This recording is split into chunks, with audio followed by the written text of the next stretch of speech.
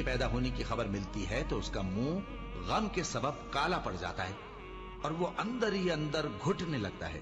اور اس خبر بد کے سبب جو وہ سنتا ہے لوگوں سے چھپتا پھرتا ہے، سوچتا ہے کہ آیا ذلت برداشت کر کے لڑکی کو زندہ رہنے دے یا زمین میں گاڑ دے۔ دیکھو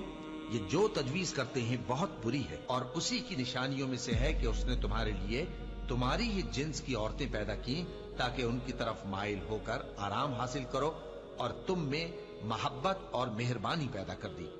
جو لوگ غور کرتے ہیں ان کے لیے ان باتوں میں بہت سی نشانیاں ہیں، اور عورتوں کا حق مردوں پر ویسا ہی ہے جیسے دستور کے مطابق مردوں کا حق عورتوں پر ہے،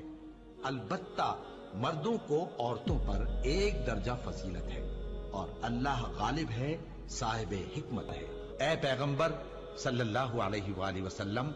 اپنی بیویوں اور بیٹیوں اور مسلمانوں کی عورتوں سے کہہ دو کہ باہر نکلا کریں تو اپنے چہروں پر چادر لٹکا کر گھونگھٹ نکال لیا کریں، یہ چیز ان کے لیے موجب شناخت و امتیاز ہوگی تو کوئی ان کو ایذا نہ دے گا، اور اللہ بخشنے والا ہے، مہربان ہے۔ اور کسی مومن مرد اور مومن عورت کو حق نہیں ہے کہ جب اللہ اور اس کا رسول کوئی بات طے کر دیں تو وہ اس کام میں اپنا بھی کچھ اختیار سمجھے، اور جو کوئی اللہ اور اس کے رسول کی نافرمانی کرے وہ بالکل گمراہ ہو گیا۔ مسلمانوں، تمہاری عورتوں میں جو بدکاری کا ارتکاب کر بیٹھیں ان پر اپنے لوگوں میں سے 4 شخصوں کی شہادت لو، اگر وہ ان کی بدکاری کی گواہی دیں تو ان عورتوں کو گھروں میں بند رکھو یہاں تک کہ موت ان کا کام تمام کر دے، یا اللہ ان کے لیے کوئی اور سبیل پیدا کرے۔ اور جو 2 مرد تم میں سے بدکاری کریں تو ان کو ایذا دو، پھر اگر وہ توبہ کر لیں اور نیکوکار ہو جائیں تو ان کا پیچھا چھوڑ دو، بے شک اللہ توبہ قبول کرنے والا ہے، مہربان ہے۔ اور جس چیز میں اللہ نے تم میں سے بعض کو بعض پر فضیلت دی ہے اس کی تمنا مت کرو، مردوں کو ان کاموں کا ثواب ہے جو انہوں نے کیے، اور عورتوں کو ان کاموں کا ثواب ہے جو انہوں نے کیے، اور اللہ سے اس کا فضل و کرم مانگتے رہو، کچھ شک نہیں کہ اللہ ہر چیز سے واقف ہے۔ مرد عورتوں پر حاکم ہے اس لیے کہ اللہ نے بعض کو بعض سے افضل بنایا ہے، اور اس لیے بھی کہ مرد اپنا مال خرچ کرتے ہیں، تو جو نیک بیویاں ہیں وہ فرمانبردار ہوتی ہیں، اور ان کے پیٹھ پیچھے اللہ کی حفاظت میں مال و آبرو کی خبرداری کرتی ہیں۔ اور جن عورتوں کی نسبت تمہیں معلوم ہو کہ سرکشی اور بدخوئی کرنے لگی ہیں تو پہلے ان کو زبانی سمجھاؤ، اگر نہ سمجھیں تو پھر ان کے ساتھ سونا ترک کر دو، اگر اس پر بھی باز نہ آئیں تو زد و کوب کرو، پھر اگر تمہارا کہنا مان لیں تو پھر ان کو ایذا دینے کا کوئی بہانہ مت ڈھونڈو، بے شک اللہ بہت اونچا ہے، بڑا ہے۔ مومنوں، تم کو جائز نہیں کہ زبردستی عورتوں کے وارث بن جاؤ، اور دیکھنا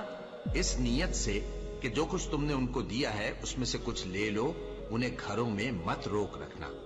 ہاں اگر وہ کھلے طور پر بدکاری کی مرتکب ہوں تو اور بات ہے، اور ان کے ساتھ اچھی طرح سے رہو سہو، پھر اگر وہ تم کو ناپسند ہوں تو عجب نہیں کہ تم کسی چیز کو ناپسند کرو، اور اللہ اس میں بہت سی بھلائی پیدا کر دے۔ بدکاری کرنے والی عورت اور بدکاری کرنے والا مرد جب ان کی بدکاری ثابت ہو جائے تو دونوں میں سے ہر ایک کو 100 درے مارو، اور اگر تم اللہ اور روز آخر پر ایمان رکھتے ہو تو اللہ کے قانون کو نافذ کرنے میں تمہیں ان پر ہرگز ترس نہ آئے، اور چاہیے کہ ان کی سزا کے وقت مسلمانوں کی ایک جماعت بھی موجود ہو۔ بدکار مرد تو بدکار یا مشرک عورت کے سوا کسی سے نکاح نہیں کرتا، اور بدکار عورت کو بھی بدکار یا مشرک مرد کے سوا اور کوئی نکاح میں نہیں لاتا، اور یہ یعنی بدکار عورت سے نکاح کرنا